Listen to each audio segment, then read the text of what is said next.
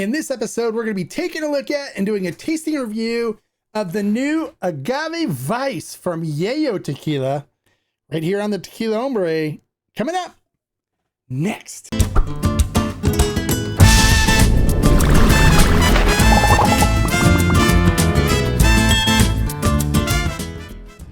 Hello and welcome to this episode of the Tequila Hombre, where today we're going to be taking a look at and doing a tasting review of the brand new Yeyo Agave Vice. So I'm one of the first to get a bottle of this, and I'm the first to do a review, so I'm excited to give you some information about this tequila, so let's not waste any time.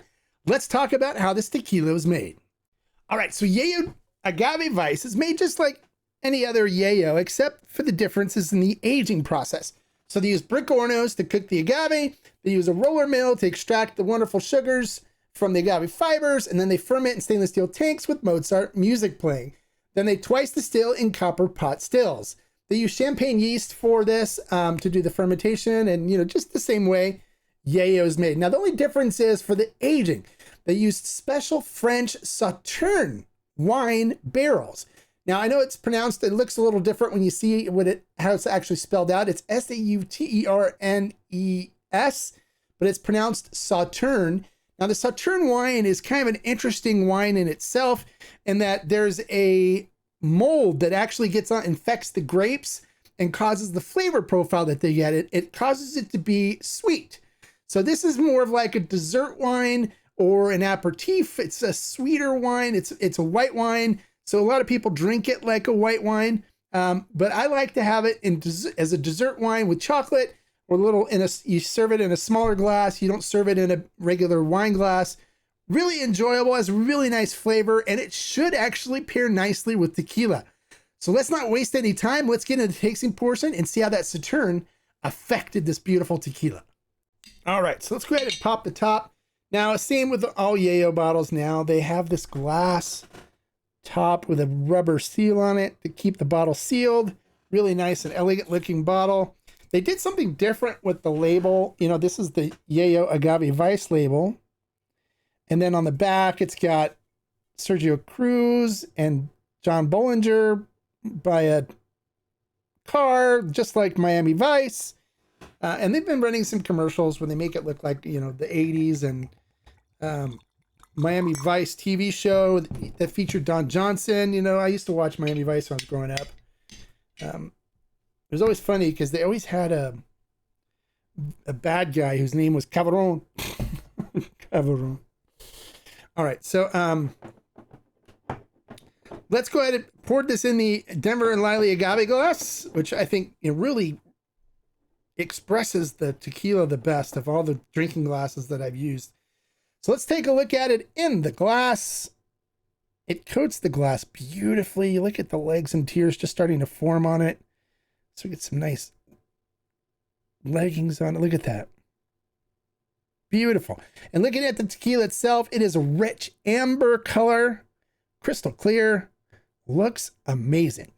So just like usual, we taste with our eyes, our nose, and our mouth. So let's see what we get on the nose on this.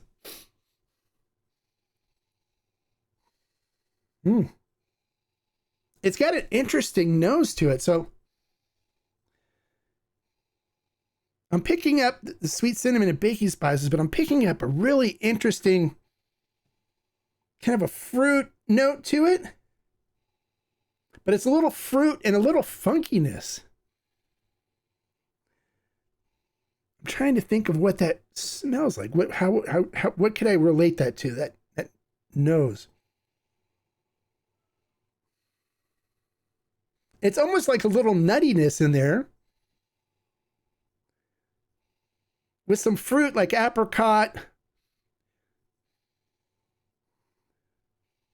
Definitely picking up some vanilla and chocolate notes that are coming through on it. It's got a really nice nose to it, but it's really interesting. It's different. It's different than what I expected. All right, so we taste with our eyes, our nose, our mouth. Now to hit the tasting portion. This will be my first sip of tequila for the day. So first I want to acclimate my mouth to the 40% alcohol by volume. I believe this was 40%, right? 44%. So 44% alcohol by volume.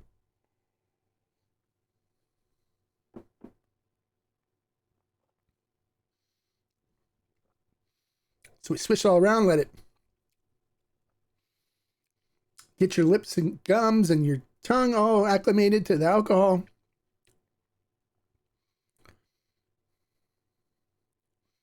And once the stinging kind of settles down, then you're good to go. All right, we're good to go. Salud.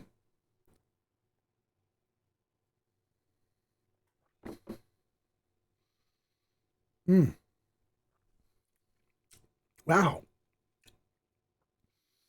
Coats the mouth beautifully. Nice, silky, oily mouthfeel to it. Getting some cinnamon and baking spices, nice cooked agave, nice Los Altos cooked agave notes to it. Getting some, definitely looks like dried apricot. Some vanilla, some caramel notes coming through.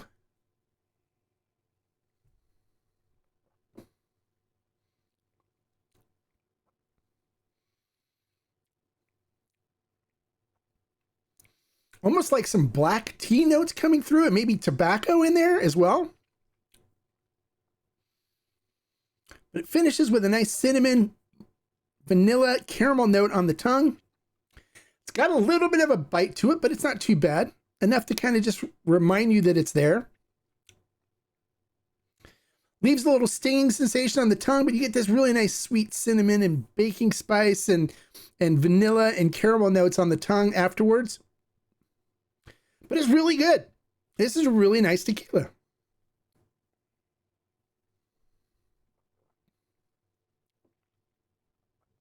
It's different. It's really different, but kind of in a good way. Now, I am picking up a little bit of bitterness on it. Almost like, yeah, it's like a black licorice, like a anise bitterness in there as well. But it's kind of an interesting, like almost black tea, tobacco kind of notes that are coming through on it. But it's really nice. So how would I rate this? I'd give it a solid 4 agave. It's really good. It's different. If you're somebody that doesn't like, tea and tobacco kind of notes, it may taste a little on the funky side for you. But otherwise, it's really enjoyable, really different. I could definitely enjoy this with a good cigar. I would go medium to full-bodied on this, like a good Maduro, like even a Cuban cigar. Something a little on the stronger side. This would be good for an after-dinner drinker as well, because it's kind of rich on the palate. So it's kind of too rich for an aperitif or before meal sipper. But something definitely you could sip at nighttime after dinner and enjoy. It's enjoyable. It's really enjoyable. It's really different, which I like. I love a good Sauterne. I'm not picking up a whole lot of Sauterne notes on this because the Sauterne typically tends to be on the sweet side, but I'm not picking up that Sauterne kind of fruit notes and stuff that you get from a Sauterne. But it's really good. So I recommend it. So if you haven't picked up a bottle yet, make sure you do when it's available. It is the Yeyo Agave Vice. Good stuff.